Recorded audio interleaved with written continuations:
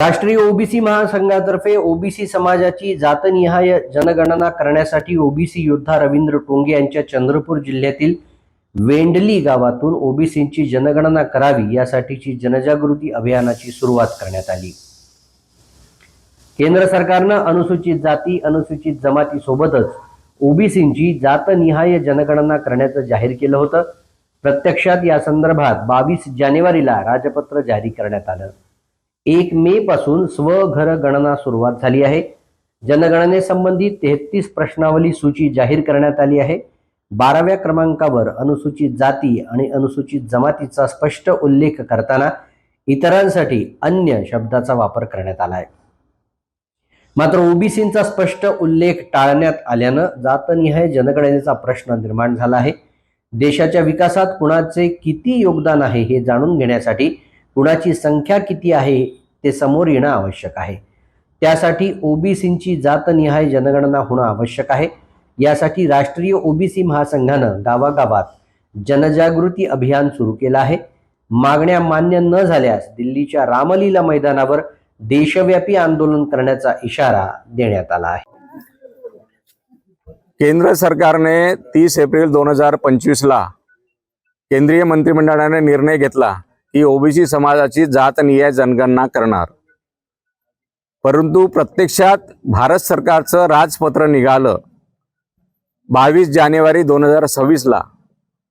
त्या राजपत्रामध्ये 33 प्रश्न विचारलेले आहे। 12व्या प्रश्नामध्ये असं विचारलं आहे की अनुसूचित जाती अनुसूचित जमाती आणि अन्य। आमचा या 12व्या प्रश्नावरच आक्षेप आहे। एकीकडे तुम्ही घरगणना करणार असं म्हणत आहेत।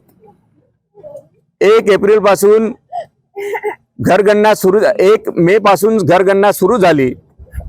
स्वगणना 12 तारखेपर्यंत करण्यात आली आणि आता प्रत्यक्षात घरगणना उद्यापासून संपूर्ण भारतभर सुरू होत आहे।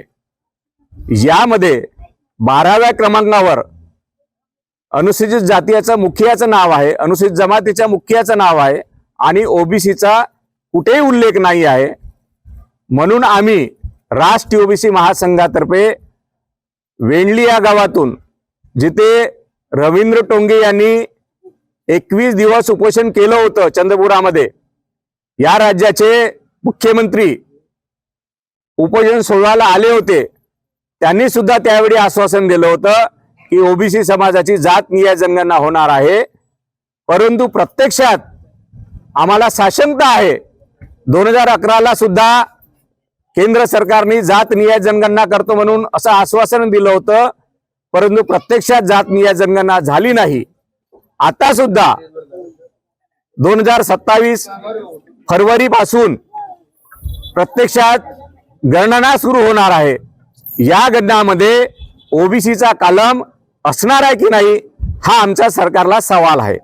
जर सरकारने याबाबत लवकरच राजपत्र नाही काढलं, येणाऱ्या हिवाळी अधिवेशनामध्ये रामलीला मैदानावर राष्ट्रीय ओबीसी महासंघ देशव्यापी आंदोलन केल्याशिवाय राहणार नाही।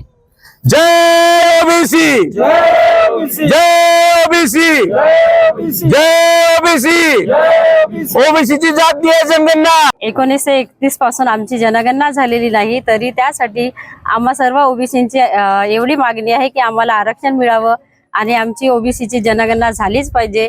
जे कॅबिनेटने आम्हाला दिला आहे हक्क, तो आमचा हक्क आम्हाला मिळालाच पाहिजे आणि द्यायलाच पाहिजे केंद्र सरकारने।